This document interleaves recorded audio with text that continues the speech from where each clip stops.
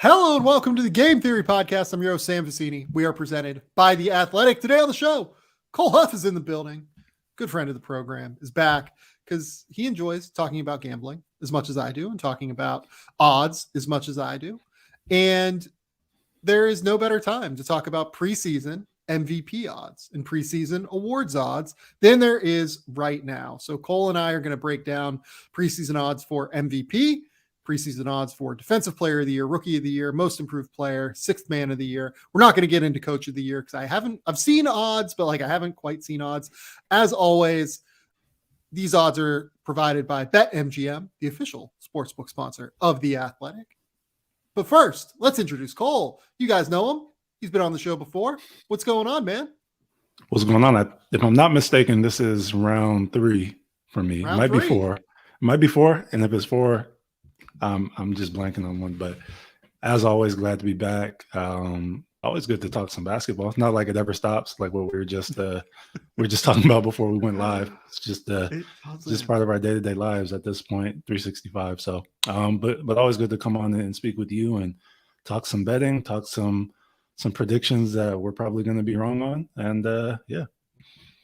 Before we do that, I realize I didn't prep you for this, but I just talked about this with Adam Spinella on the last podcast, and I think it could be interesting to get your perspective. So Mark Cuban raised the idea of expanding the NBA draft to 4 rounds, basically as an inducement for teams to try and win the in-season tournament.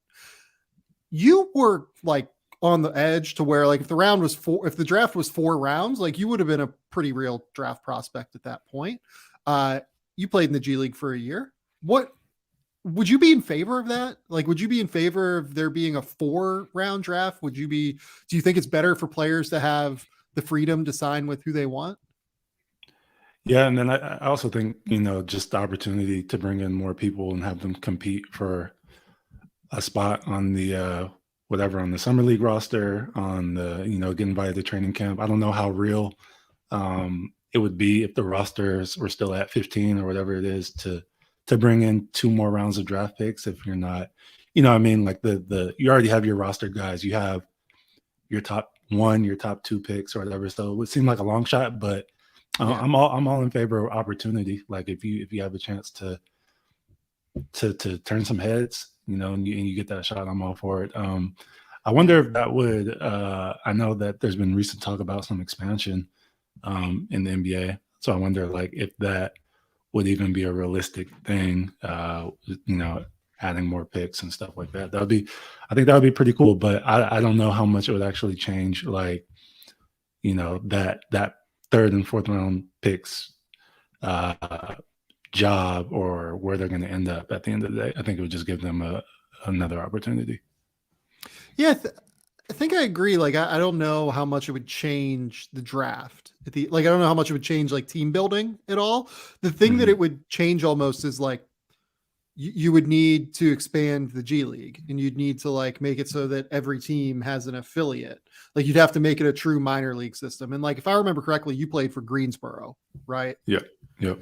In Greensboro, Charlotte has a pretty close relationship with Greensboro in terms of their G League affiliate. They send guys up and down pretty regularly in terms of having rostered guys down. And, it's not a situation where they're, just kind of treating the G League team like it's a write-off. Right. So I wonder if you're going to do this draft expansion idea, I feel strongly you would need to make every team basically a true minor league affiliate and not kind of similar, even more extreme than how Greensboro used it, than, instead of just doing what they do now and then adding 2 rounds. I feel that would just be, I feel that'd be even more harmful to the players, to be honest. A waste in a way. Yeah. They'd probably miss out on, their preferred jobs overseas. They would lose those to other people that are more ready to go over there immediately, and ready to negotiate. So I see that point as well. Are there not, I've been out the loop, but are there not 32 or 30 NBA G League teams now? Is it 27, 28? So I know they brought in the team from Mexico. Yeah, there are 30 or 31. I can't remember which one. Okay. But not every team has a direct affiliate, unless Portland picked up a direct affiliate recently, Okay. and Denver, I think Denver is going to get, or like just gets one last year or this year. Does New Can't Orleans remember have which one one. now? They didn't have one when I was in the G League. Those guys I played with us. think that they do. Let me see here. G League, just in general, while we're talking here. Current teams, let's see here. Yeah, does Portland have one? No, Portland doesn't have one. New Orleans has Birmingham, which just got in Okay. there. That's new. And then it looks like Denver, Denver picked up Grand Rapids. So they have one now. So really it might be Portland. Portland might be the last holdout here in terms of direct affiliates at this point, which is come on, Portland. Yeah, I would like to see Portland get its shit together and get a G League team. But I'm actually going to be a lot more. I'm going to pay a lot more attention to the G League this year, just because I live in Vegas and we have the G League Ignite here now. To get to some games and then do some writing and stuff. Yeah, you're gonna have to head down there. That'll be great. There's they have some good fun players this year. But we're not here to talk about the G League as much as we just started for 5 minutes on the league that Cole used to play in. Because let's be real here, Cole, former professional basketball player. Important to note that. I feel like you can't let the people forget, right, Cole? It's like it's weird when you say that, because like I think I slight myself because I wanted to play in the NBA, and like that's what pro is to us growing up. But I mean, I played overseas. I played in the G League. I was a pro. So motherfucker, you played professional basketball, dude. Like, come on, basketball. Yeah.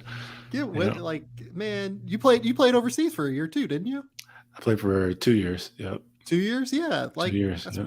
Think about how goddamn good you have to be to play pro basketball. Like, it's ridiculous. It's absolutely ridiculous. Think about how many great college players you played with that didn't play professional basketball. Oh my God. So many that I like went away from college feeling like, how are they not in the NBA? Like, this is a crazy league. It's hard to get a job in the NBA. Who's the one that stands out most to you? It's just like, how did that guy not play in the NBA? Okay, let me think. There were some guys in the Mountain West, like Cameron Bairstow. I think he actually he had this. He's in Australia now. Yeah, I think he's just about to retire, to be honest. Really? Okay. Yeah. Guys like that. I played against Colton Iverson. I'm not sure. He got drafted. Okay. Yeah. Okay, so I'm just he never played in the NBA though. That's 100% right. Okay. Just a lot of guys like that. Even guys on my own team. Like when I was at Nevada, I played with Deontay Burton and Malik Story. Guys are just good, like really good college players. It's hard to get one of those jerseys in the NBA. Really hard. Yeah, it's crazy. It's the level to which you have to be so good to be a professional basketball player. It's just it dumbfounds me every time that I talk about it. But now we're going to go from talking about like the edge of the league to the absolute top of the league, which, like, for as much as we just talked about like how hard it is to get to the NBA, like, who is the best player you've ever played, even just like pickup with?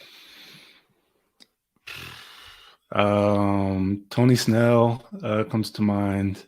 Southern California guy. We worked out together and stuff like that. I've never played in a game against Kyle Kuzma, but training, working out, one-on-one stuff like that. I played against Buddy Hield, even though he wasn't my assignment. Obviously, he was like a 2. I was more of a 4. He was really, really good. Chris Dunn. Man. Yeah, I've seen Buddy play pickup before. Like, right in front of my face. He doesn't miss shots. Insane. Yeah. Like, when you have the confidence and the green light, like, and you're that good, it's hard to stop dudes like that. Yeah. I remember going down to UCLA, and it was like him, Kevin Durant, maybe like Bobby Brown, who played in the NBA for a little while. Like there was like maybe 7 or 8 NBA guys there, some UCLA guys there. Mm-hmm. And Buddy Hield was like clearly like the second best player behind Kevin Durant. And every time he came down, it was just curtains. Like it was just like, oh no, this is going in. Yeah. There's nothing you can do about it.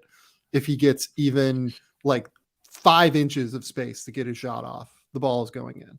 Like that is It's and just and like crazy. that's most people in the NBA, and like a lot of people don't really understand that unless they're around it. But like the guys who are just clinging on to NBA roster spots will, you know, they'll destroy any non-professional basketball player in any setting. Like it's kind of comical, but Yeah. you know. I remember I was talking to Jim Root, who is a writer with the 3-Man Weave and does some stuff for Field of 68 and guys, companies like that. He and the 3-Man Weave guys, they play in like a men's league or something like that. And one of them went to high school with Jared Brownridge, who I think is the all-time leading scorer in the WCC. He averaged like 16 points a game in the G League last year. He went to Santa Clara. He's like a ridiculous shooter. And they just like knew Jared, and they were like, hey, we need an extra for a pickup tonight because Jim, as some people know, tore his ACL recently. And they picked up Jared Brownridge. And for the first half, Jared like apparently just, he's like, okay, I'm going to shoot the ball when I get it. And I'm not going to try and do too much. And they were down like, they were up like 1 or 2 at halftime, apparently. And then Jared, like in the huddle at halftime goes, hey guys, like, do you mind if I shoot a little bit more this half? And like, and everyone in the huddle was just like, can you please do that? Like, just go. Like we want to win. Just do this. And apparently he dropped like 30 in the second half. Like it was just nothing. It was probably just so easy for him too. Like, you know what? I'll just flip this switch right quick, and don't worry, guys, we'll win this game. Like, yeah, it's ridiculous how good professional NBA players are. Like G League, whatever you want to say. And that's not a pat on my own back because I know you claim I was a professional and stuff. So, but it's really hard. It's really hard, man. It's insane. Okay, let's talk about the highest levels of the NBA. And that's where I wanted to transition to because like these guys, I mean, I remember I've talked a lot about seeing like Kevin Durant play pickup a few times. And it's just like laughable what he can do when guys are going like 80%. That's when you like see the most, I feel like, when guys are going 80%. Like there's just literally nothing you can do defensively to stop Kevin Durant unless you're playing absolutely 1,000% as hard as you can. And even then, like you don't really have a chance. But let's talk about MVP. Kevin Durant right now is the 4th favorite for MVP. Again, these odds are courtesy of BetMGM. Luka Doncic is 4-1. Joel Embiid is 6-1. Giannis Antetokounmpo is 13-2. Kevin Durant 17-2. Nikola Jokic 9-1. Jason Tatum 12-1. Ja Morant 14-1. Stephen Curry 14-1. LeBron James, Devin Booker, Kawhi Leonard 25-1. Trae Young, Zion Williamson 30-1. And then Karl Anthony Towns, Jimmy Butler, Anthony Davis, Anthony Edwards, Paul George, all at 50-1. Damian Lillard and Donovan Mitchell 66-1. And I think that that's worth cutting it there. Before we get into like favorite pick, what do you look for when trying to bet on a preseason award like this? Like if you're trying to predict who's going to win MVP, what kind of factors are you considering? First, I'm going to look at availability. Like there's a bunch of names on that list that you just ran off where I'm like Zion would be one where I'm like, we've seen how good Zion is with just 2 years of NBA experience. And like, if the Pelicans are as good as they're projected to be and they can build off of what happened last year, and you'd imagine Zion, if healthy, is going to be the Zion, if not better than what we're used to seeing. Like he's absolutely an MVP candidate, but then you get into the whole thing where it's like, okay, how many rest days is he having? How banged up is he going to be? How many second game of a back-to-back is he going to sit? So, and then you end up with a number where he plays 60 out of 82 games. And it's like, okay, well, is that enough? I also kind of look for the narratives as well. Like in what world would, I don't know what number you ended up getting to with Nikola Jokic, but like, I feel like his odds are just because he's already won it twice that people aren't betting he's going to win it a third time. Like that would be pretty, I think Larry Bird might've been the only one to do that, or the last one to do it, but it would cause an uproar because people already didn't want to give him the second one, so I look for things like that. And Embiid has been close. Maybe it's like, okay, well, it's his time, kind of like how James Harden was so close for so many years. And then he just put up another great season, and they're like, all right, well, is his time now. So just narratives, injuries / availability. And then obviously if the team is going to be good, obviously, you know, I think can I get into my pick now, or did you want to? Well, let's talk a little bit about, let's talk a little bit about the things that go into this, because I think the narrative for years, I kind of did this based off of like narrative, right? And like what I perceived the narrative to be going into the year. And I said the exact same things you did about Nikola Jokic last year. I thought, man, it was like pulling teeth to get people to give Nikola Jokic the MVP last year in 2021. And there's no way they're going to do it again. Right. Yeah. And then the voters did it again, which like genuinely surprised me, because I didn't think it was like a surefire thing that he was the best player in the league last year, and they just did it.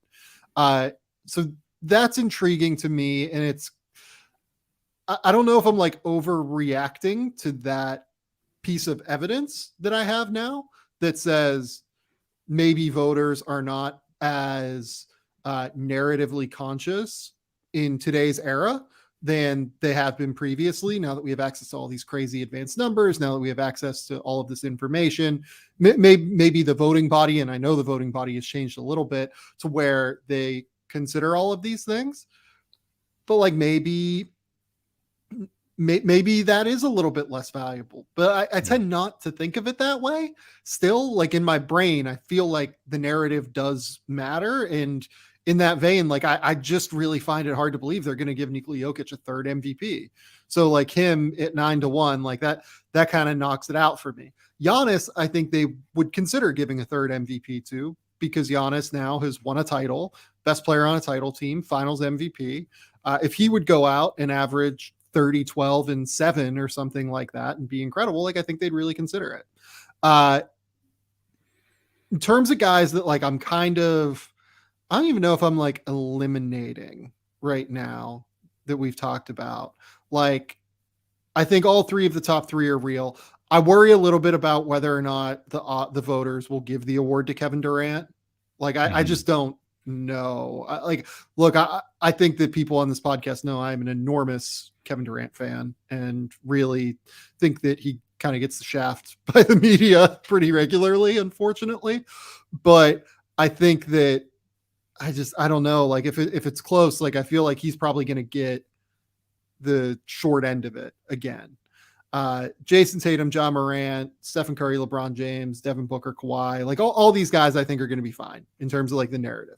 You mentioned injury history. Joel Embiid, I think, is a question mark with injury history. John Morant, I think, is a question mark. Like he tends to miss, it seems like 15 games, 20 games a year. And I think it's pretty hard to win MVP when you do that. LeBron James might just be a guy that kind of sits out some games here and there. Kawhi Leonard might be a guy that sits out some games here and there. Zion, Anthony Davis. I think that's as far as we went down in terms of injury questions, but like, I think it's hard. Dame maybe sits a few games here and there, although I don't know if he's going to be able to, given that roster. Right. Like if they're going to try and compete for the playoffs, he probably needs to play every game. The other thing I look for now, if I'm not just betting the top of the ticket, if I was to bet, I am also looking for significant upside. Like, is there a story you can tell yourself where a player that you think is phenomenal can really, truly like explode? Damian Lillard, I think, is an interesting example. Like if he leads Portland to a 48 win season or a 50 win season or something like that, which I don't really think is going to happen, but like if he leads that team to a 50 win season, he is going to be firmly in the MVP mix, just period, point blank. If a guy hits 100% of his potential outcome and leads his team to 100% of their potential outcome, is that guy in the MVP race? In the case of someone like Karl Towns, I don't think he is. Like I just would be completely stunned given the presence of Rudy Gobert and Anthony Edwards there. Like 100% of Karl Towns, I don't think is in the MVP race. But Damian Lillard, 100% of Damian Lillard, like might be in the MVP race. Kawhi Leonard, like LeBron James, if LeBron James leads the Lakers to a 50 win season, while playing 70 games because he knows that for them to make the playoffs, he has to play a ton of games. That's a real narrative push, I think, for voters. And I think that at 25-1, that's a really high level odds pick.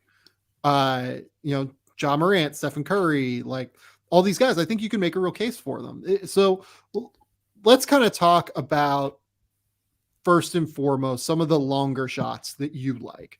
Do you see any of the longer shots on this list that make sense to you in terms of making an MVP case? I think that Dame one would be cool because we just saw it. We almost saw it play out last year with DeMar DeRozan and how he kind of elevated that Bulls team. Eventually they kind of ran on the gas with bad injury luck to Lonzo and Caruso and stuff. But they were like a 1 seed with not too much basketball left in the season, maybe a month or two left. I don't know. They were doing really well. And I think the 100% that you were talking about of DeMar DeRozan that we got would be the perfect example for someone like Damian Lillard. I don't know if I think he has the same odds as Donovan Mitchell. I don't know if Donovan Mitchell just walks onto a new team, but there's definitely a narrative like he's the missing piece. He's going to be the leading scorer. If Cleveland finishes as a 4 seed or something like that, they have like a New York Knicks type of season of 2021. Like I feel like there's going to be noise around there too. But ultimately, no one that I would personally bet on with those type of super long shot odds. I guess I would do Jokic again.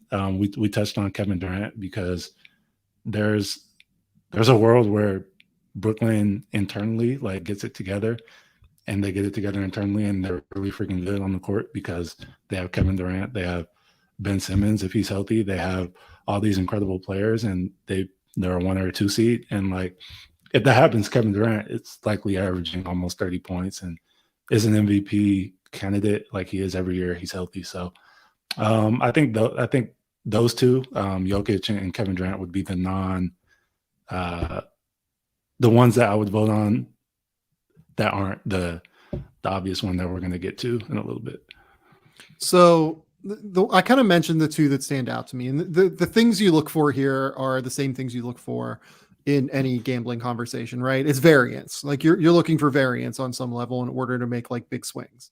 Mm-hmm. And I think Damian Lillard has a high degree of variance, which increases his odds a bit on the back end. Like there's a chance Damian Lillard just doesn't have he'll have a great year if he plays, but like there's a chance that like he's not in the MVP race at all. Right. But I feel like if he leads Portland to a good year, he will firmly be in the conversation. So like 66-1, that's not a bad outcome, I don't think.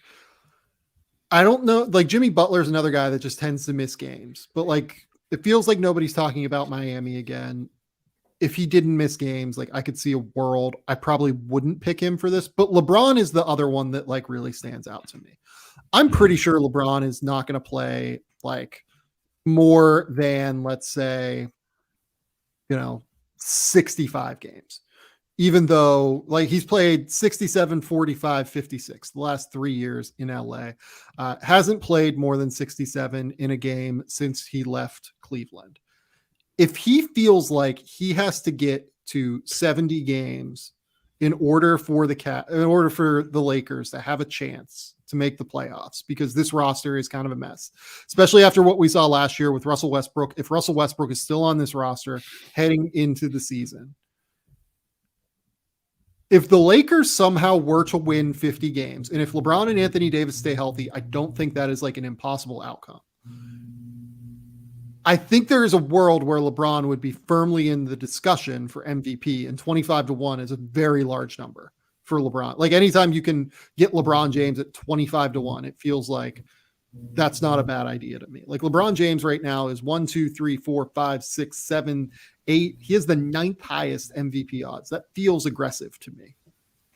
And you have, we kind of spoke about it earlier, you have the narrative behind him, like in his year, whatever, 21 or 21st season age, whatever, averaging X amount of points. I mean, like even last year, the Lakers were really bad last year, but who knows if they snuck like a 7 seed or something, you have the Lakers kind of bias in the media pushing that as well. LeBron is already fantastic as it is. Like I don't see why that would, the Lakers are going to be better this year than they were last year. The question is how much, and if he's more available and his production is similar. I don't know if the guy's going to average 30 points per game again. That would be pretty ridiculous, but It'd is be LeBron insane. James. Yeah.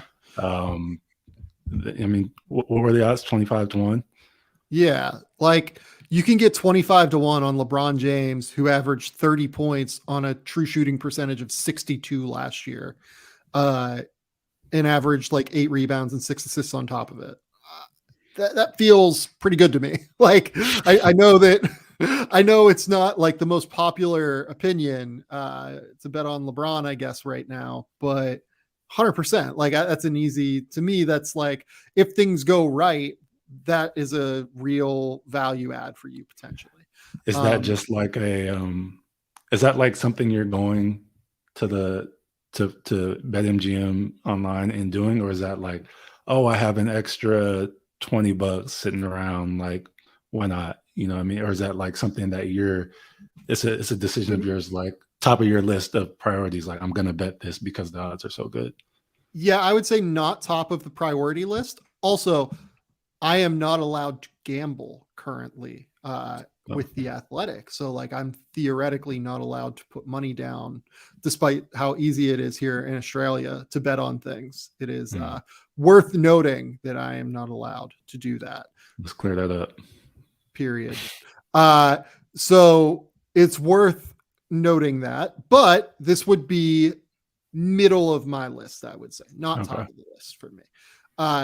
Let's talk about the top 3 though, because I think that is where we really want to get into it. So it's Luka Doncic, Joel Embiid, Giannis Antetokounmpo. Who would be your MVP pick in the preseason right now? It would probably be Luka, which is, it feels like an easy thing to say, and it was an easy thing to say last year around this time too. I think he was the odds-on favorite, if I'm not mistaken. He was, yeah. But he came into the season a little bit out of shape, a little worn down from all the basketball he's playing, and he just wasn't ready to go right away, which could happen again this year. But I would like to think that was a little bit of a wake-up call for him. And he looks phenomenal in Eurobasket. He looks like Luka. We know, like, he's not. There's a lot of players that are regular season players. I mean, it's a regular season award, the MVP, but he's the cream of the crop when it comes to the NBA, is what I'm saying. And yeah, I just feel like, Jalen Brunson being gone, the overall hype around the Dallas Mavericks is probably a little bit lower than what it was last year, especially considering they made the Western Conference Finals. I just think that a lot of people are going to kind of write them off, and he's going to carry them a lot like how LeBron used to carry those Mo Williams, Daniel Gibson type of teams. I'm not saying one team is better than the other. Dallas fans, don't come for me. But I think it's going to be a big year for him, which, I mean, is always a big year for him. I think he's healthy. He puts it together from the jump. He plays in enough games, and there's your MVP. Plus 400, right? Yeah, I am. So you mentioned the idea of the team being good enough. I'm a little bit worried about if the team is good enough, because typically you have to win let's say 48. Let's say that's the magic number. That was what Nikola Jokic won last year, without Michael Porter Jr., without Jamal Murray for most of the season. Let's say that it's like around 47, 48. I think that Dallas probably gets there. Like, I think they're good enough. I don't love the moves they made this offseason. Like, I'm not an enormous fan of the Christian Wood acquisition, as people know. I'm not like an enormous fan of just the way that roster is like totally constructed, but it could work. Like, it could really work, and they might be good enough, right? Losing Jalen Brunson, I think, is an enormous deal for them. Obviously, finding a way to replace him as a second side creator that can really knock down shots. Spencer Dinwiddie is going to be critical for them this year, I think. Finding that option, I think, is going to be really key for them in order to be good enough. I think Luka Doncic is going to be the best player in the NBA this season. You mentioned like coming in to the NBA season last year out of shape. He looks like not just like he's in good shape. He looks like he's in the best shape of his career right now with Slovenia. Like he looks pretty skinny. He looks like borderline jacked, like not like, you know, cut up like most NBA players are, but like by his standards. Yeah. He's closing in on like toned at this point, I think is maybe the way to put it. I don't mean that disrespectfully, but like that's he's not Huka Doncic of last summer. Yeah, you know? Right. So it is worth noting that I think he is in the best shape of his career, and he's going to come into the season just be ready. Like he's going to be ready to go, I think. And that's going to make him, I think, the best player in the NBA this season. It's just whether or not Dallas is good enough for the narrative to allow him to win the MVP award to me. And obviously that he stays healthy. Like if he doesn't stay healthy, then that changes things. I think there's going to be a real push for Joel Embiid this year. I think so too. Because I thought there was a real case for him last year. I would have voted for Giannis last year because I just thought Giannis is the best player in the NBA last year. But I think there is going to be a real push for Embiid because I thought there was a real case last year for him, and he finished second the year before as well. And it's going to feel like for some people, it's time for him to get one. Now, Joel Embiid has to stay healthy, right? Like that's always going to be a big thing with him. But if he stays healthy and Dallas, you know, wins 45 games, 44 games, I think Joel Embiid has a very real case to win MVP because they're probably going to win 50 games this year. The Eastern Conference is really good, and I think it has a chance to be bundled up a little bit, but full season of James Harden, you know, hopefully Joel Embiid stays healthy. They've really kind of they got better. I think that team got better a little bit. I think the team got better. Joel Embiid at 6-1, I think is a really pretty solid odd to get him at. Look, and then beyond that, Giannis, look, people know how I feel about Giannis too. Like I think Giannis is, you know, up until we see what Luka could do this year. Like I think that the crown for the best player in the NBA is Giannis's. If Luka passes him this year, we'll see what that looks like. But up until Luka passes him, or up until, you know, someone like Kevin Durant stays healthy for a full season or anything like that, I think Giannis is the best player in the NBA. And it's never a bad idea, in my opinion, to take that guy for MVP. Because he's always going to do it on both sides of the ball too. You know what I mean? Right. Like, I mean, you get that with Joel Embiid also, not as much with Luka. But I think that's something you've got to consider. I don't know, you know, what thought process goes into choosing an MVP on the ballots for the people that have picks.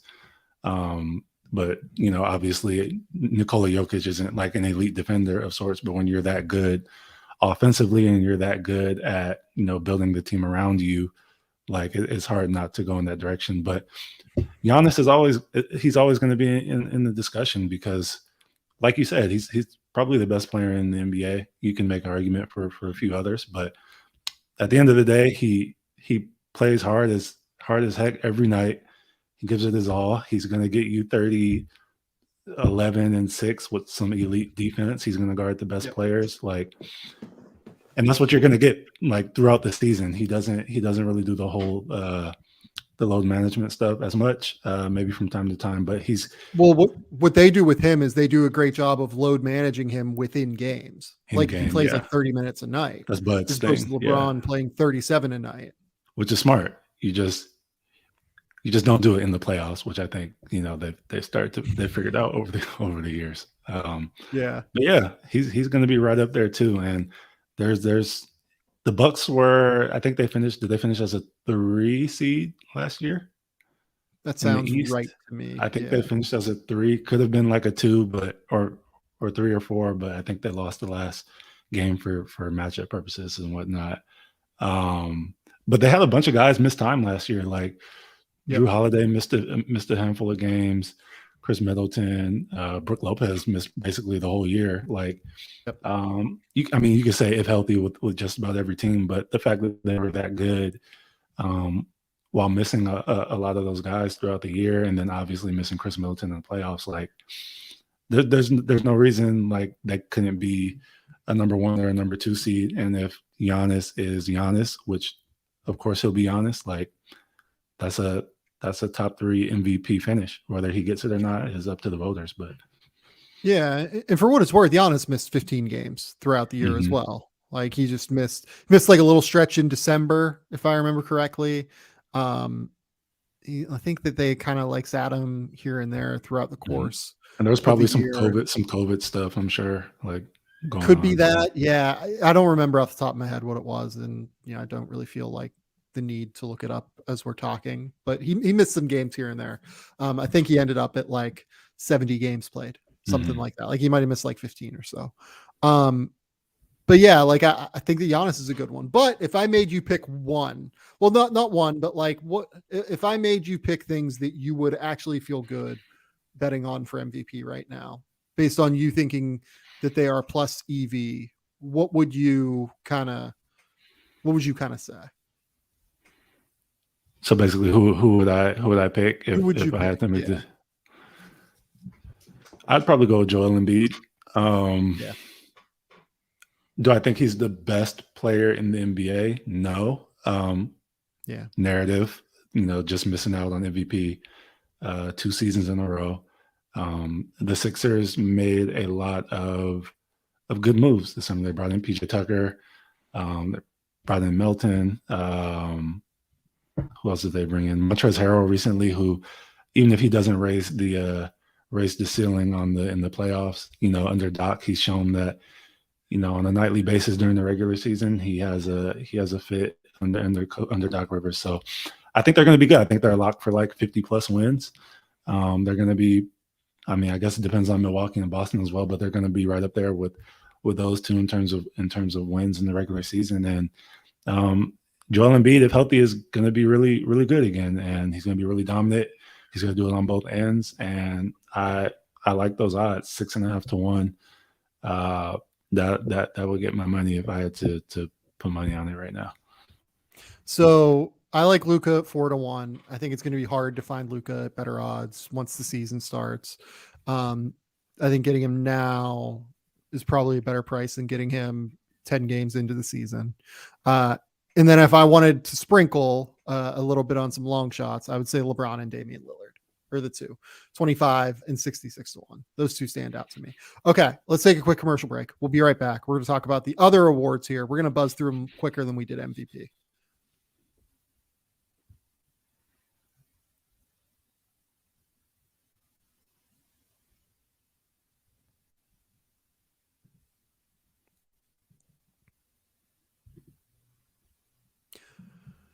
Okay, we're back.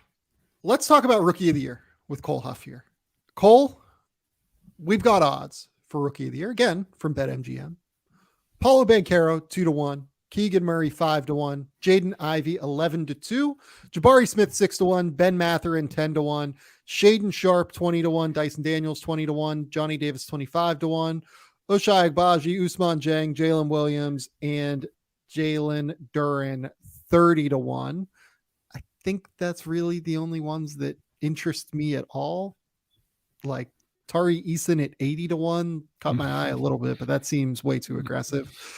Cole, Rookie of the Year, let's not even really get into like strategies behind it. I really think it just comes down to who the best rookie is. I think that there are 3 names that really stand out to me here. Who are you thinking in terms of Rookie of the Year? Without Chet, that's a huge blow to that. Obviously, he's going to miss the season, but I think that it's just really easy to go with Paulo. Even though, like in my mind, I'm like, well, the number 1 pick never won. I mean, not never, but hasn't won Rookie of the Year in X amount of years. But like, then you start overcomplicating things. He's going to be in the best position in terms of ball in hand. Getting kind of to do whatever he wants. I also like Keegan Murray. He kind of feels like the the Scotty Barnes of last year, where he's on a decent team. Like, are the Kings decent? I think the Kings are decent. They're going to be good offensively. I know that. They're in a loaded Western Conference, so like you may Yeah. or not see the results in the standings, but like I'm kind of excited to watch them. I think they have some good players over there, and like he feels like he can fit in like a Scotty Barnes, like a Evan Mobley, where they kind of just get to play their role how it needs to be played, not do too much, not be asked to do everything. So I like him as well. Jaden Ivey is another one who kind of fits that bill. But I mean, I think at the end of the day, I'd feel comfortable not overcomplicating it and just kind of going with Paulo, especially since Chet is out now. Okay. Trivia time for Cole Huff. Who is the last number 1 overall pick in their own draft year, the year that they were picked to win Rookie of the Year? Okay. I'm thinking before Ben Simmons was Malcolm Brogdon, I think, and he was a second rounder. He was a second rounder. That's right. As far as I can tell, he was the only second rounder in like the recent basketball era, at the very least, to be MVP or to be Rookie of the Year. I'm sorry. That is a really good question, because then you start getting into the 2014, 15. Anthony Bennett didn't win it. Man. You need to look in the middle of that. In the middle range. Of that, 2016. Yeah. Brogdon and Bennett in the middle. Who went first in 2016?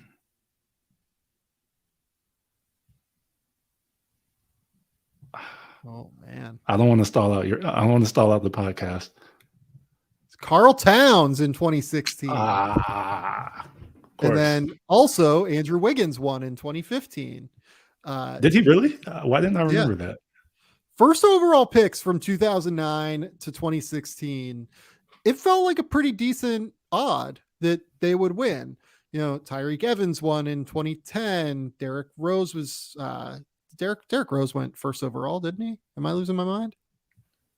He did, Derrick right? And then Michael Beasley went right after him. Not Tyreke Evans. Yeah, Derrick Rose went first overall. My brain broke there for a second.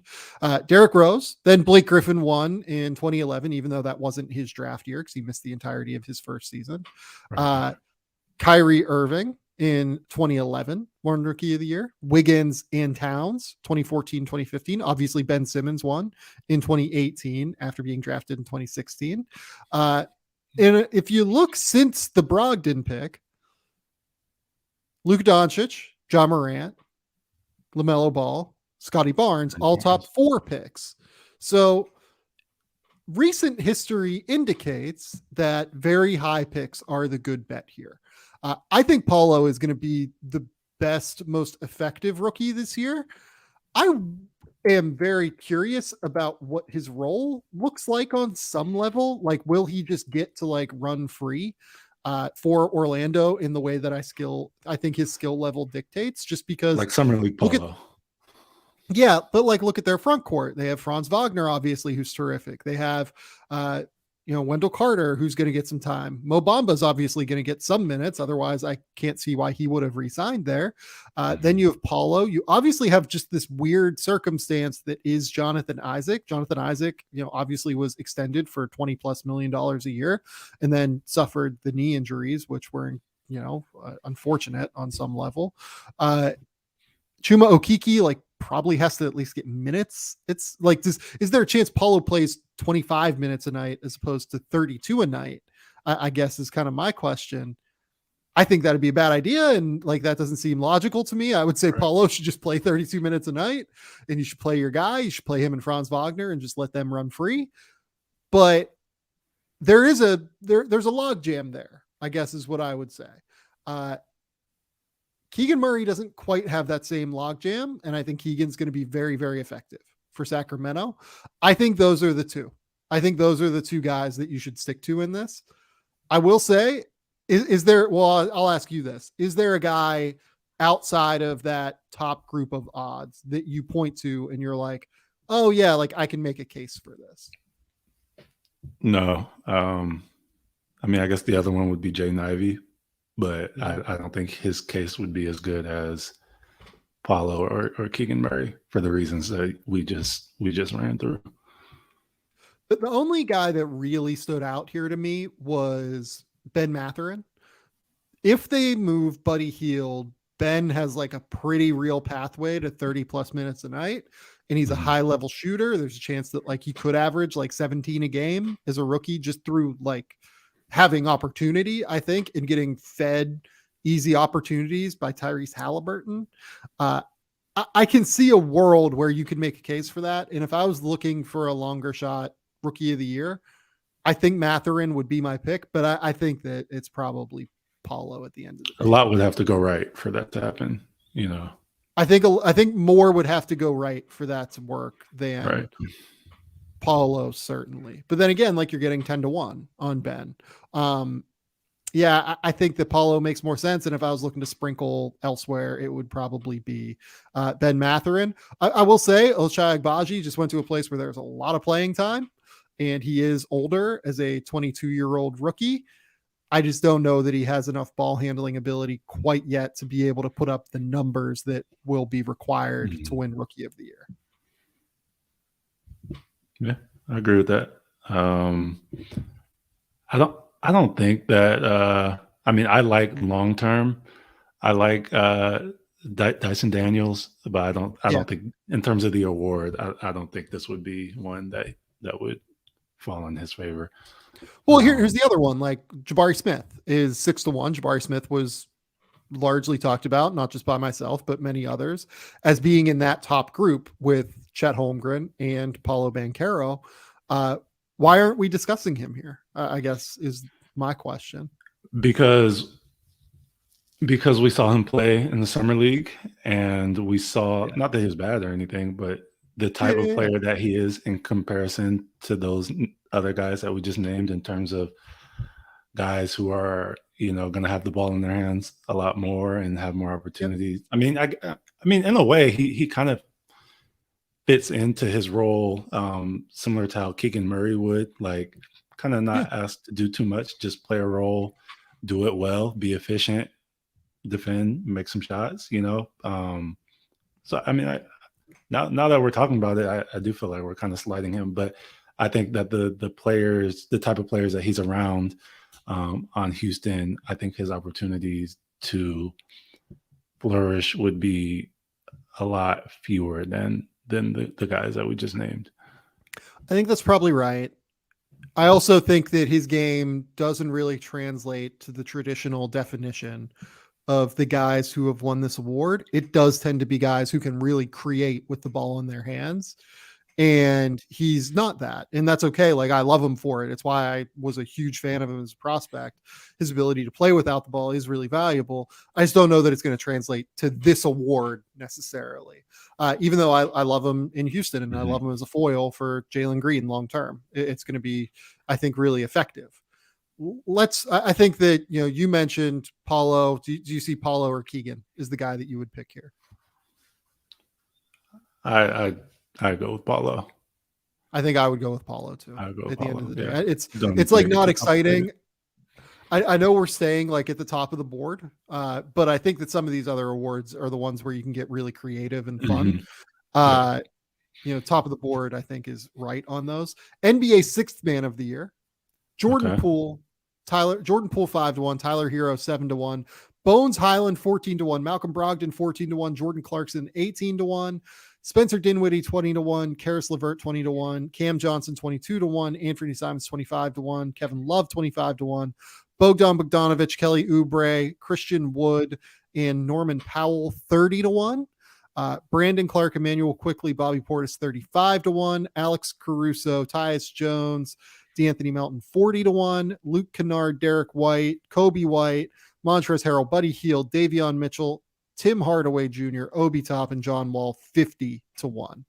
There's a name down at the bottom there that's kind of interesting to me, I will say, as again, we talk about variance for me, and this is a team that you follow closely. John Wall at 50-1 as the backup point guard who's going to have the ball in his hands for the Clippers. I would assume he probably doesn't start behind Reggie Jackson. That's not bad to me, actually. I thought you okay. So I thought you were going to lean Norman Powell. Okay. Yeah, that's another good one. Like I just worry if Norman Powell starts. Like part of it is like trying to figure out who's going to start for the Clippers, right? Like, is it Norman Powell or Luke Kennard? Is it John Wall or is it Reggie Jackson? I would think it's going to be Reggie Jackson, right? But like trying to figure out all of the moving pieces on the Clippers team. Like, does Robert Covington start? Right? Like, there are just a number of things to kind of pool. Nick Batum, right? Like, what does their rotation look like? I don't really know, but I feel like John Wall is going to be a little more responsible for getting the second unit involved in a big way, even if like Norman Powell's numbers, if he doesn't start, might end up being a little bit bigger. And I think there's going to be a real narrative pushed for John Wall as well, like after the last couple of years. And I think so. It probably didn't look as attractive last year, but I thought by the end of the Eric Bledsoe second era in LA, he was pretty good off the bench. He wasn't good at all in the starting role, like his spacing and whatnot. But I can see John Wall coming in off the bench in a way that Eric Bledsoe did, obviously better in my opinion than Eric Bledsoe, where he's just really able to push the pace, a better playmaker in the half court, probably a little bit better at pushing the ball in transition. I think he's a better shooter than Eric Bledsoe, and I think that he'll thrive next to all the shooting that could, like if he's playing with Luke Kennard, if he's playing with Robert Covington, Nick Batum, if he's playing in these units that space the court and he can kind of get downhill and paint and spray. I think that really works. I mean, I don't know. I don't think that even if Reggie Jackson is starting, I don't think he's locked into like 30 minutes a night like he was last year for obvious reasons, the Clippers being healthy. But I like that too. And then for those same reasons, I also like Norman Powell. Like the Sixth Man of the Year award is traditionally just who gets the most buckets off the bench. Right. You see that Lou Williams, Jamal Crawford, Tyler Herro last year, Jordan Clarkson, like who's just going to come in and get buckets. And I know last year in the very few games that he played with the Clippers, Norman Powell, his role is basically coming off the bench and just score. Like they didn't really have much else. I mean, Terrence Mann, if Luke Kennard was hitting shots, but like he kind of, it was his show, especially when Paul George was hurt. So I like those two Clippers guys. I like that a lot. I really like Norman Powell at 30-1. I think that's a great call. I just wonder if he starts at the end of the day. I think it depends on what Ty Lue is trying to do with his rotations. Like we know they're going to finish small, but like I'd imagine Zubac is going to start, and then you lock in Kawhi and Paul George. Well, are one of them going to play the four, or is that going to be reserved for Covington, Marcus Morris, Nick Batum? Right. And then so it gets kind of like there's only so many spots for all those guys. So I'd imagine John Wall's coming off the bench. I don't know. I think that Norman Powell is too, but a lot left to be seen. There's a lot more time. We'll see what happens in camp and stuff. I also have a very long shot looking through the rest of this. Who's that?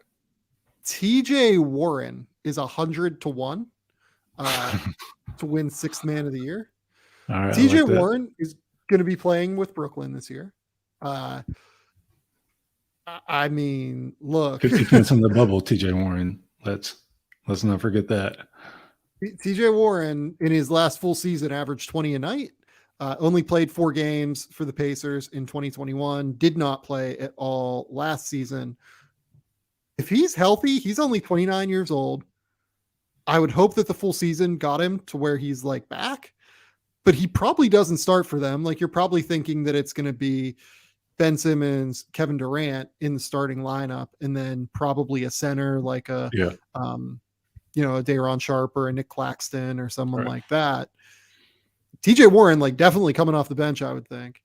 And there is a lot of opportunity for bench buckets on the Brooklyn Nets. 100-1 TJ Warren. That actually, again, that's like a high variance play where like you might know by November that it's dead, but that's not a bad one. No, I mean, for all the reasons you just named, like if we keep talking about Brooklyn, and I know they were at the top of the topics of conversation this summer, but like if they're good, all of these players that they have could be in contention for some kind of award just because they're that Yeah. good. So you like him at 100 to 1. I I like. I mean, I don't think he's going to start the season off healthy, so it kind of hurts. But I think Bogdanovich, Bogdan Yeah. Bogdanovich at 30 to 1 would be good, especially if Dejounte Murray makes Atlanta a little bit better, and they're more like the 2021 version than the 2022 version. Mhm. I think that would, or 2020, whatever, the year that they were good and went to the Eastern Conference Finals. And then, I mean, they have Anthony Simons listed on here, but I think he starts, right? At the 2. I would guess that's what Portland does, that they start Simons and Lillard. That would Yeah. make sense to me. And then bring GP2 off the bench. Probably just as like a change of pace kind of Yeah. guy. Like you probably start Dame, Simons, Grant, Hart? Nurkic, and then maybe Josh Hart. Yeah. Yeah. Maybe you start 3 guards. Maybe you do start Gary Payton. Yeah. Like maybe it's Nasir Little and you bring Hart and Payton off the bench because Hart can give you just like a little bit of a scoring punch. Yeah, I mean, I would guess he comes off the bench, or I guess he's starting. I'm sorry, Anthony Starting at the 2, Simons. yeah.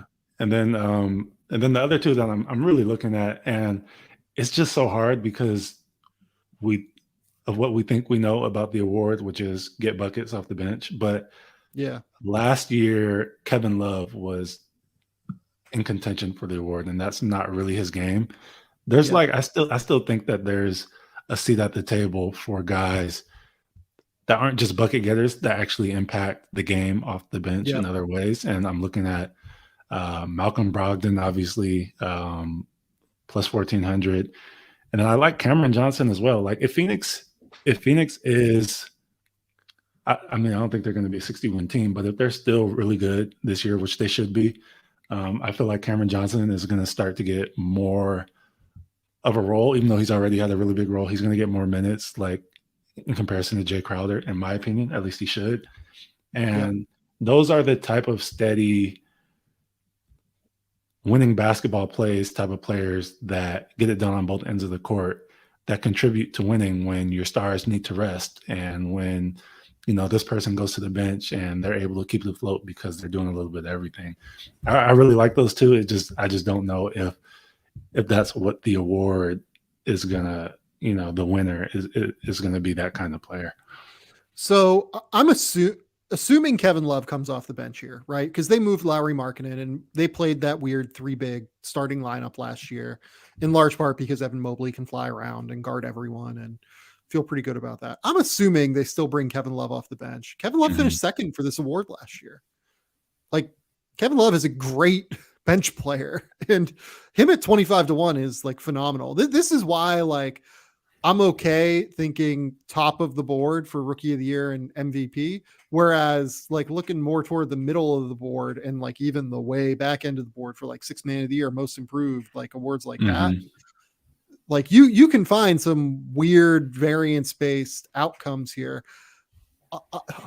Look, like Jordan Poole, I think like has a very real case to win this award. He's in a contract year as well, assuming that they don't sign him to an extension before the season, which I think would be kind of hard for them given what their tax situation would look like if they did do that. Tyler Hero, it feels like Tyler Hero wants to be a starter. And like I would think there's a spot open for him between Kyle Lowry and Jimmy Butler and Max Strus or whoever. Yeah, like if he really pushed for that. I think Bones is like a year away, maybe at 14 to 1, like maybe not quite this year, but could compete for that award in the future for sure. Brogdon is an interesting one. Brogdon just kind of misses games here and there, which worries me. Clarkson, I just don't know what that role is going to be because that Utah team, like I don't even know what team he's going to play for. It feels like I feel like he's going to be somewhere else, and that'll change how we think about him. Yeah, and then like Karis LeVert is another one in Cleveland that is really interesting. Like, does Karis start at the 3 for Cleveland? Do they start Isaac Okoro? Do they start Kevin Love and like continue with the big 3 or the 3 big dudes? Kevin Love at the 3, imagine. But they started Lauri Markkanen last year, and I would have said the exact same thing.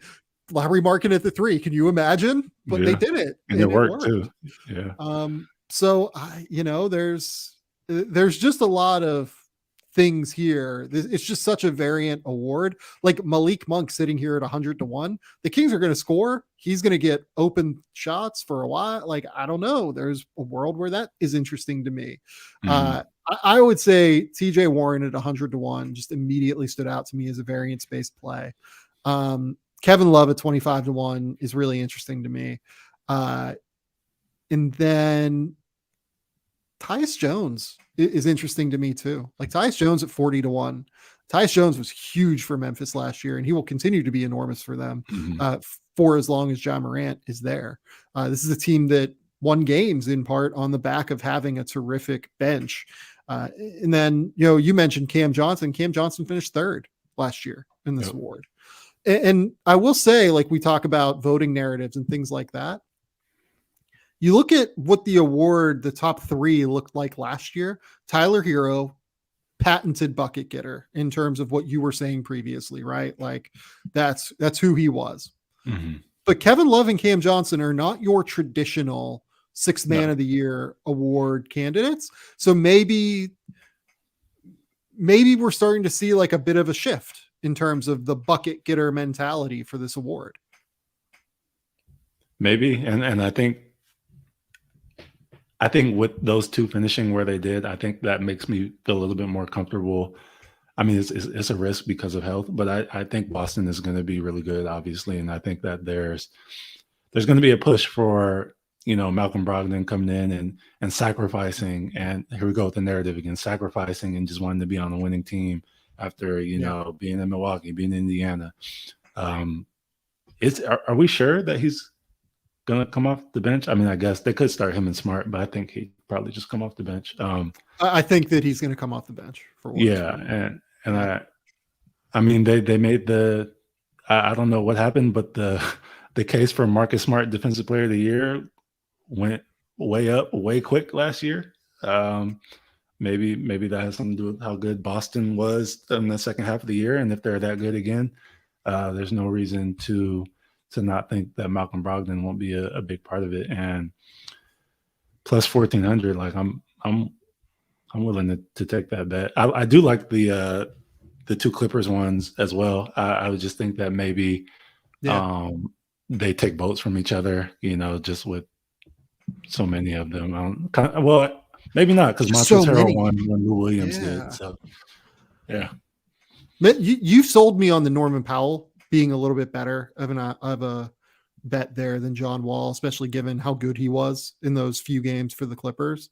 And just what they told, it was very clear. You're 100% right. They just told him, like, go out there and score. That's what you're good at. That's what you can do. You're a phenomenal scorer. We believe in you. Just go do it. Norman Powell is a really, really good one. I like that one quite a bit as well. Let's go to most improved. Look, I don't think I want to spend a lot of time on this award. It's just the odds are insane every year for this. And really, like, you can get odds on almost like any player that isn't a star. Right now, the favorite for this award is Anthony Edwards at 10-1.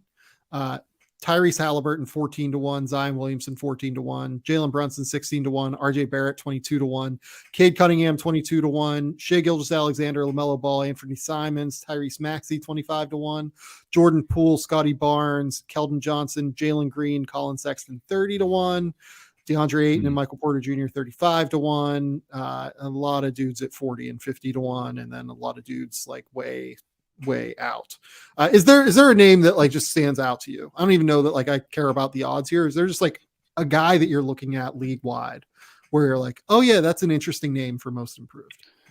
Yeah, and we already talked about him briefly, but I really do like Anthony Simons. Like people were probably missed last year how good he was and how much better he got in terms of, with his volume and his 3-point shooting and just being overall more efficient. Because Portland was in one of the most obvious tanks ever, just sitting out players and whatnot, and it's not like they come on TV. But if he is going to start and take on that CJ McCollum role, and if Damian Lillard is, I forget the phrase, the terminology you use, if he's 100% of what he can be or something like that, Right. If he's really good and Portland is better than expected, that's likely because of Dame, and then other people are going to play well also. And if he's at, I don't know if he'll get to 17 points per game like he was last year, just because he's going to have an actual team around him this year. But if he's really good and he's, forms a pseudo 1-2 punch with Lillard and they're a decent team, I like that pick a lot. So last year, Ja Morant won this award. I think that's probably why Anthony Edwards is seen as the favorite. DeJounte Murray was second, Darius Garland third, Jordan Poole fourth, Desmond Bane fifth. A lot of these guys, you saw the breakout late in the previous season. And then people just kind of noticed it the year that it happened, or the year, like the following year.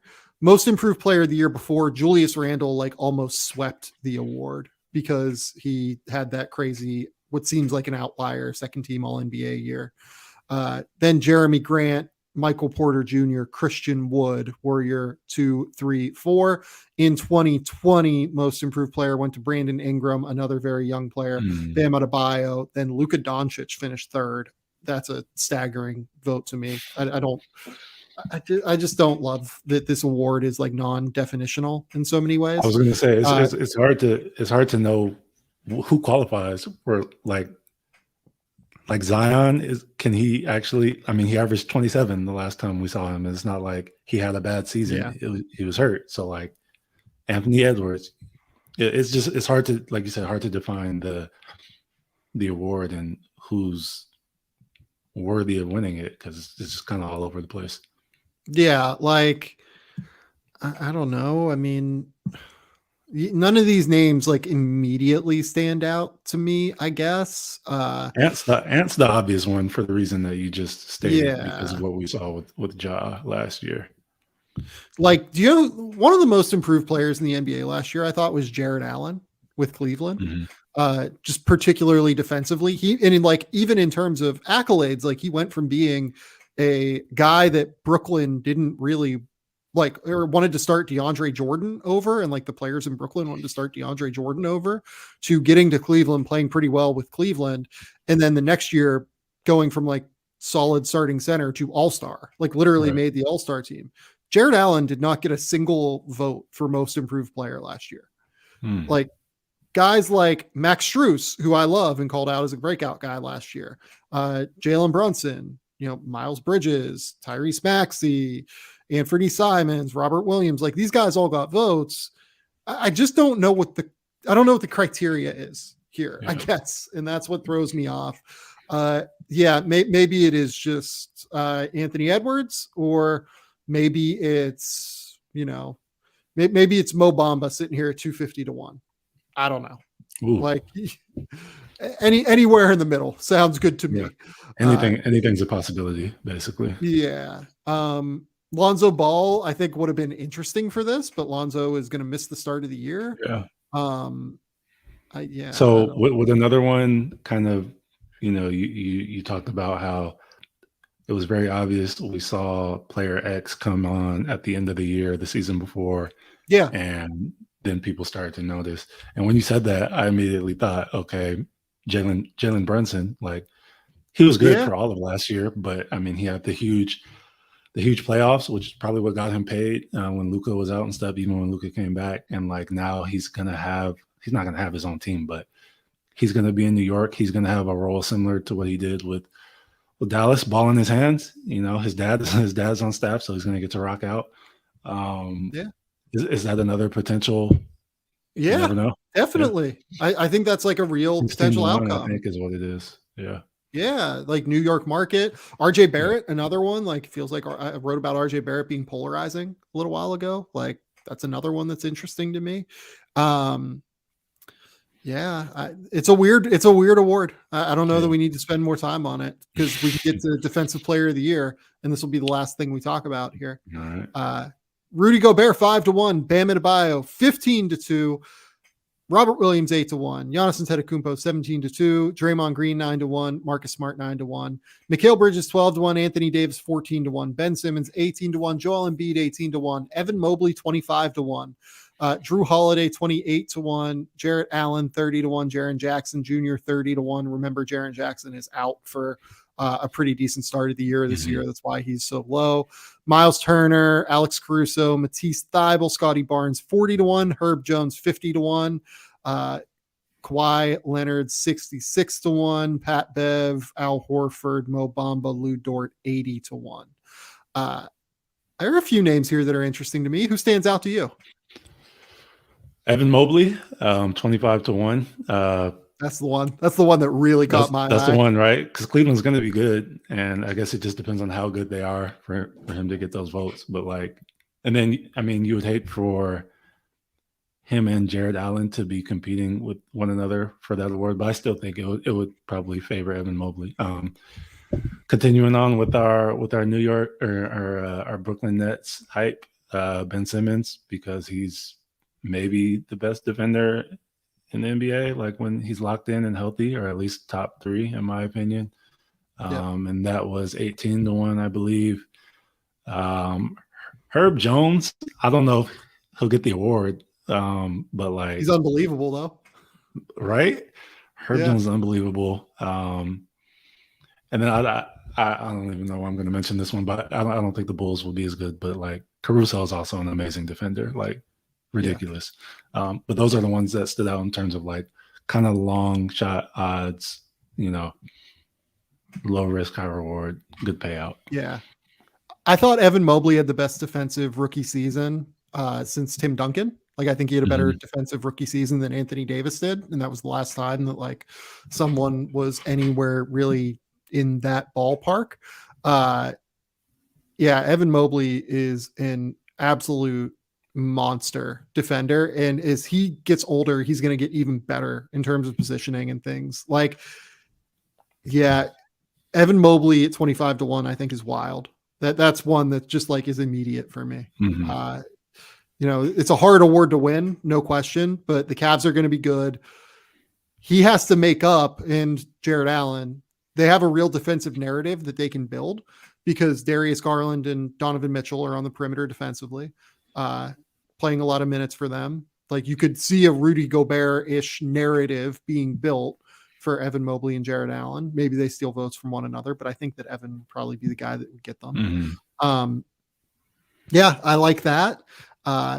Drew Holiday continues to get buzz at the end of every season, it feels like, for Defensive Player of the Year, because he is probably the best perimeter defender on the ball in the NBA currently, I would say, just against guards. Maybe you'd rather have the switchability of Mikal Bridges. You'd maybe rather have Marcus Smart.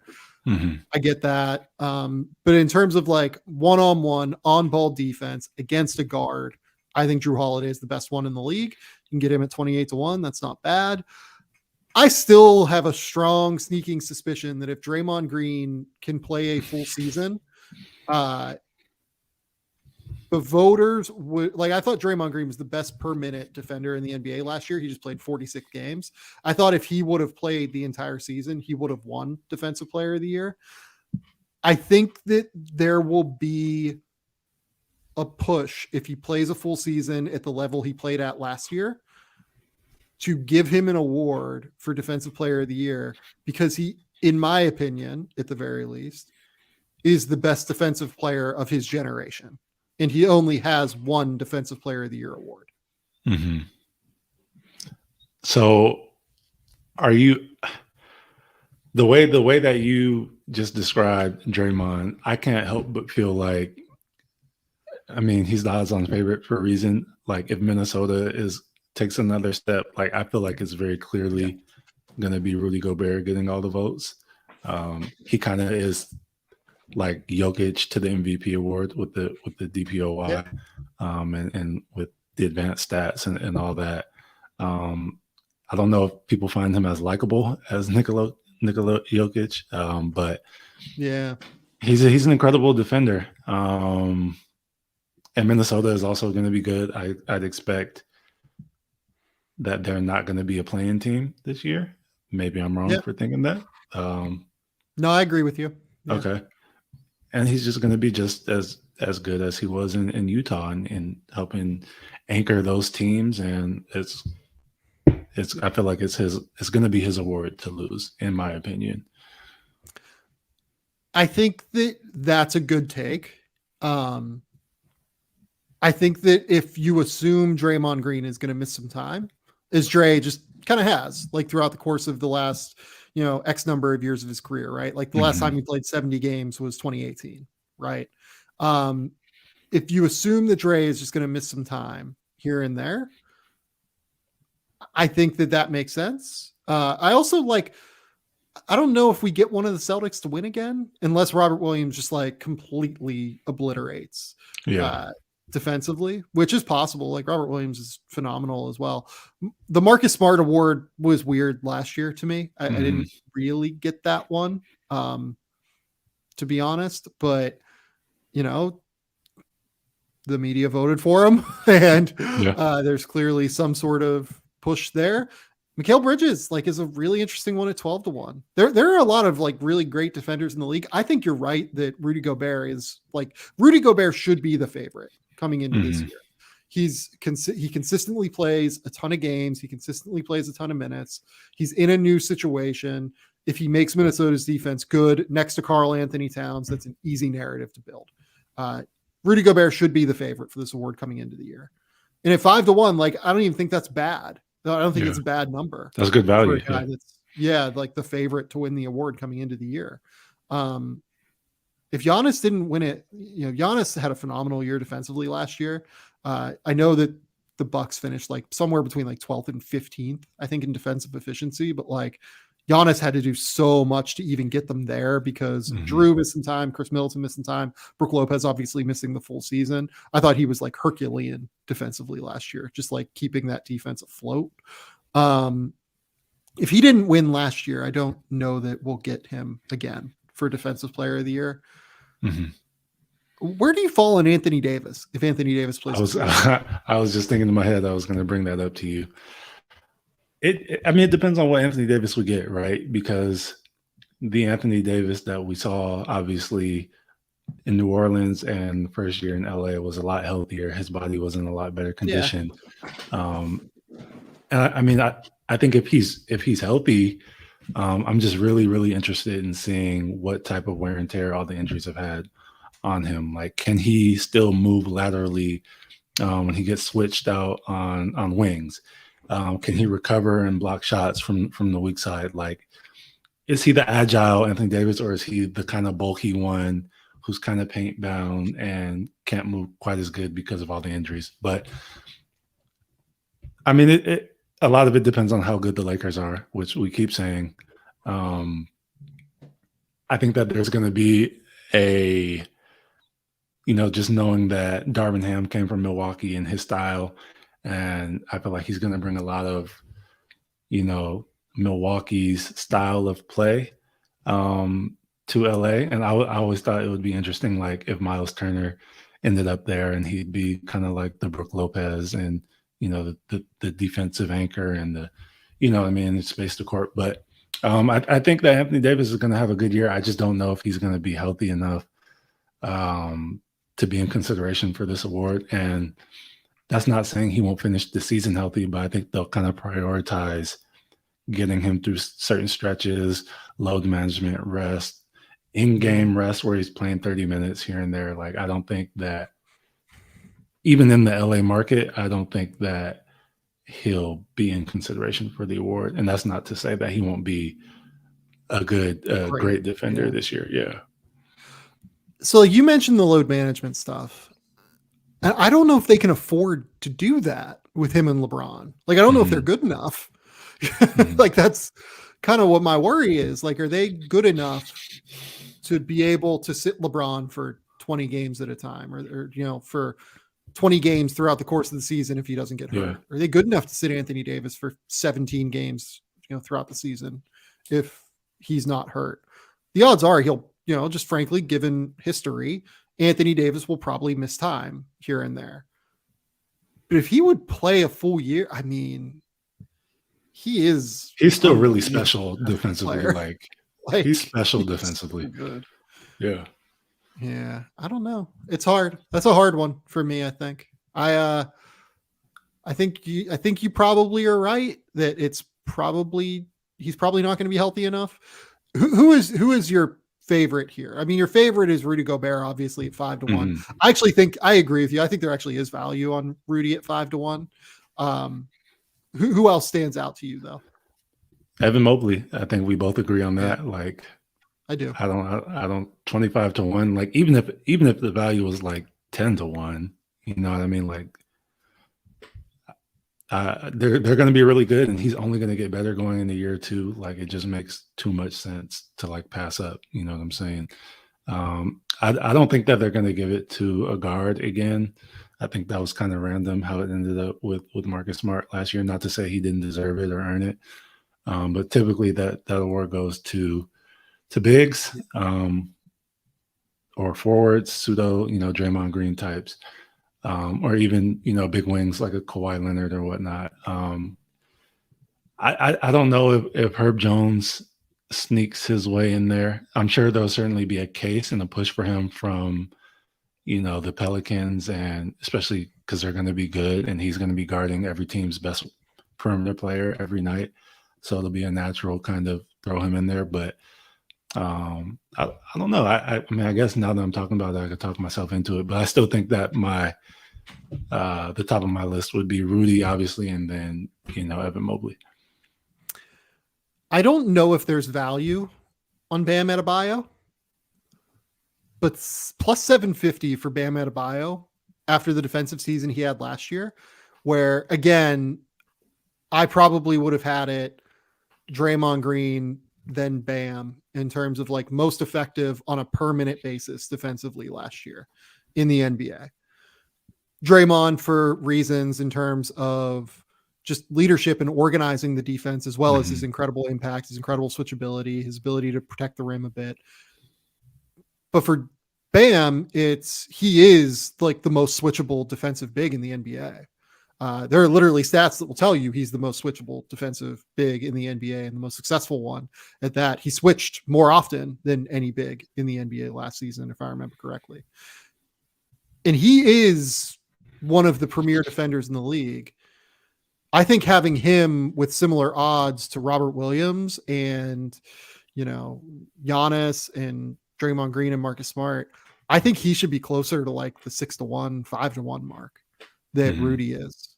I think there's value on Bam here, to be honest. Bam, again, like Bam's a guy that does have a bit of a tendency to miss time. Like he missed 10 games. He missed 13 his rookie season. He missed 10 games his third season. He missed 8 his fourth season. And then last year he missed 26. And, I think you can get away with playing 70 games, like right around there. But if he plays 75 games, 72 games, it's going to be him and Rudy and all guys being healthy here. It's probably going to be Bam, Rudy, Draymond, like it is your 3, I would think, with maybe. And it might be, might be in terms of Bam, it might be like a sneaky, get in before, like, I think, who were we talking about earlier? We were talking about Luka, where it's like 10 games in where his odds are never going to be better. Like, I just think the overall buzz around Miami is kind of down. Even with Bam, just because he wasn't great in the playoffs, he kind of had some real highs and lows. Jimmy Butler, Kyle Lowry getting older and then losing PJ Tucker. Like, there's just not a lot of buzz around them. But what we do know about this team is that they're extremely well coached. They have a culture. They're gonna. I mean, if they're a top 3 team in the East, halfway through the season, like the buzz, like his odds aren't going to be, what are they, plus 750? Like they're going to be lower than that. And I don't know. I just think people are really down on the Heat right now. And that kind of, I feel like that factors into the way people are getting their vote or their bets in for him right now. And that's reflected in the odds.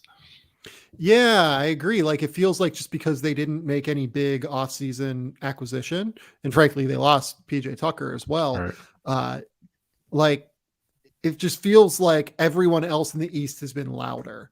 Philadelphia has, picked up much more depth, and Cleveland has picked up Donovan Mitchell, and Boston just went to the finals, and everyone loves talking about Boston right now because of that. Atlanta went out and got DeJounte Murray. Right. Them in Milwaukee, it feels like, are the two. Brooklyn has been like the loudest team on the planet, right? Like them in Milwaukee, it feels like everyone is just being quiet about, and particularly Miami, it feels like nobody is talking about, right, because at least Giannis is playing in Eurobasket right now. Whereas like Miami doesn't have any of that either. And it might be a good thing for Miami that they don't have any of that, because now they get an older team, a full off season of rest, which they haven't had in a few years since they went to the title, since they went to the NBA finals back in 2020. So I don't know. Maybe we're all undervaluing Miami a bit here, and Bam might be the one, because Bam is really good. Bam, honestly, I think I've kind of talked myself into Bam a little bit, 7.5-1, talking through this right now. It wouldn't be a bad pick. I mean, they're not, his odds aren't going to be better than this at any point in the season, in my opinion, because he's really good. He brings a ton of value, not in the odds, but on the court, and his switchability, like you pointed out. Miami's always good. Like, they're going to be good. Spoelstra is going to figure it out. They're going to have some random undrafted players step up and be big. Like, they're going to figure it out. They'll be just fine. And they're going to be one of the better defensive teams in the league. And Bam is going to be a huge reason why. Obviously, Jimmy is too. I feel like he kind of turns it up a little bit more in the playoffs than the regular season. But yeah, people are kind of sleeping on Miami right now, and we'll see if they get burned for it.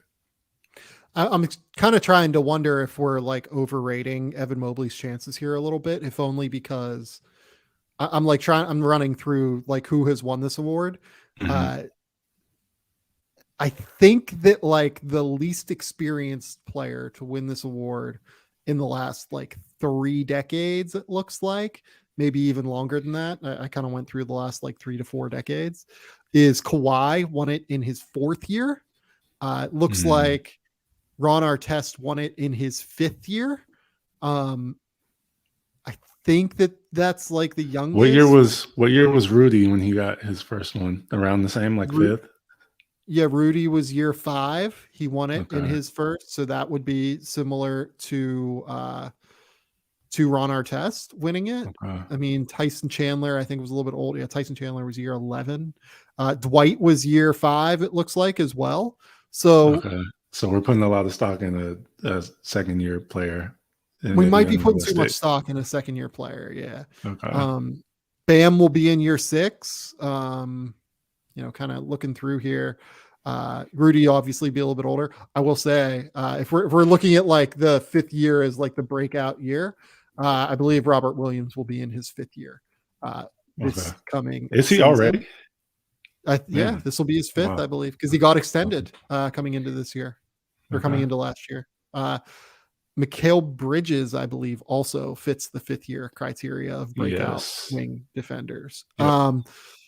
Mikal Bridges is a great defender too. We didn't really talk about him, but I want to see what Phoenix looks like. Buzz is down on Phoenix as well, just like Miami.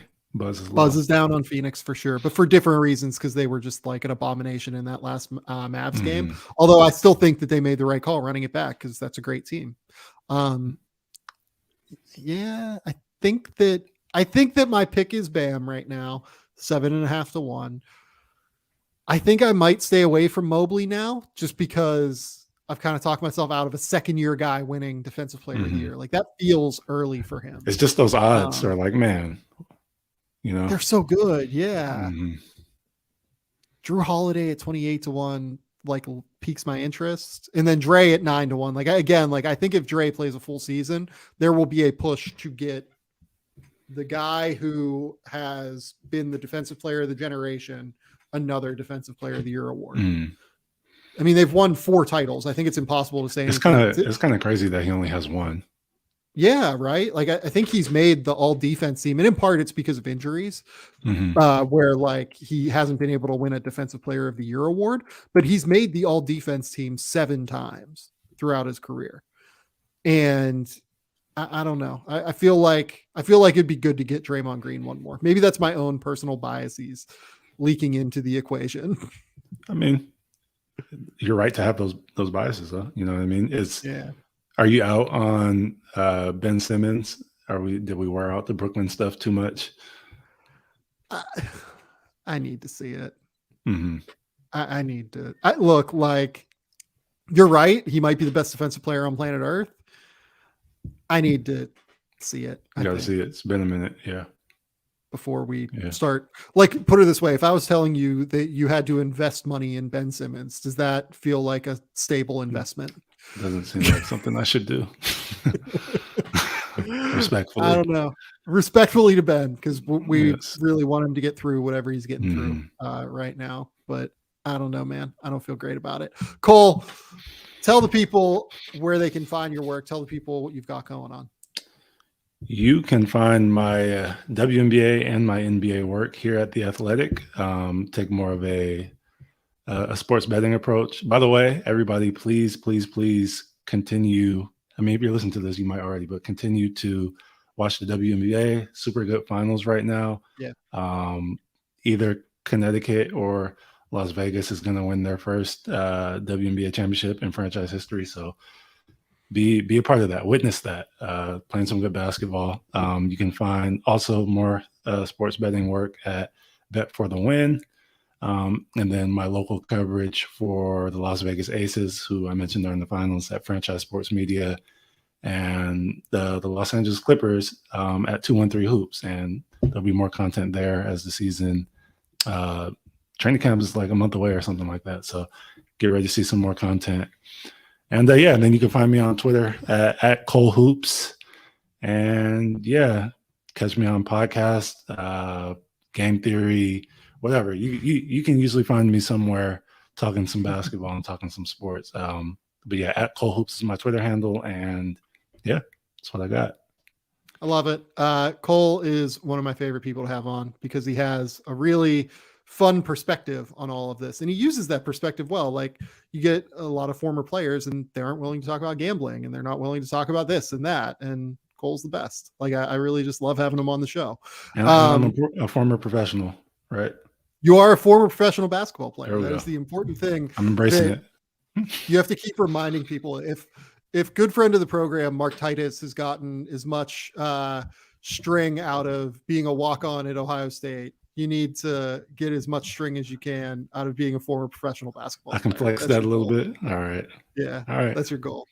It just needs to start becoming a bit. Like, just start joking around about it. Like, as a former professional basketball player, because you don't take it as seriously as some pros do, which is great. Mm-hmm. But you need to just start like making jokes about it and like being that'll just be our bit every time I come on here. Yeah. As a professional basketball player, we'll just start like talking about like Kevin Durant and you being able to do like what Kevin Durant does on the basketball court. Exactly. Some pickup games when I'm 80% of myself and whatnot. So yeah, that's it. That's it. Good deal. Right there. Well, that's a good question. When was the last time that you played pickup and just like wrecked someone? Like an actual pickup game 5-on-5, I have not played since it's been over a year, like maybe the end of 2020. I've definitely gone and like gone to the park and messed around and shot and worked out and stuff, but actually getting up and down 5-on-5, been a while. I might not be a former professional basketball player next time I go out there on the court. I might be I might be a guy at 24-hour fitness, Oh my god. It won't take long though. It won't take long.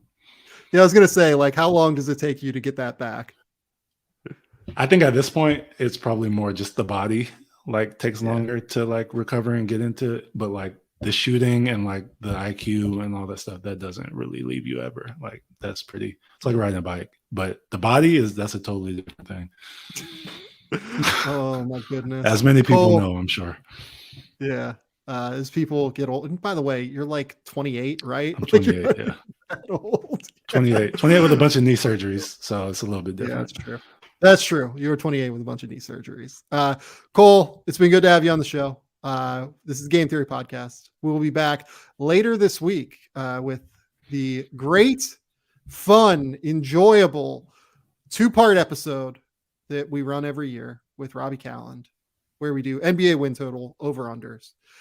It is one of my favorite podcasts of the year. We're recording it later this week. I couldn't be more excited. And you'll get that later this week into early next week. But until next time, we'll talk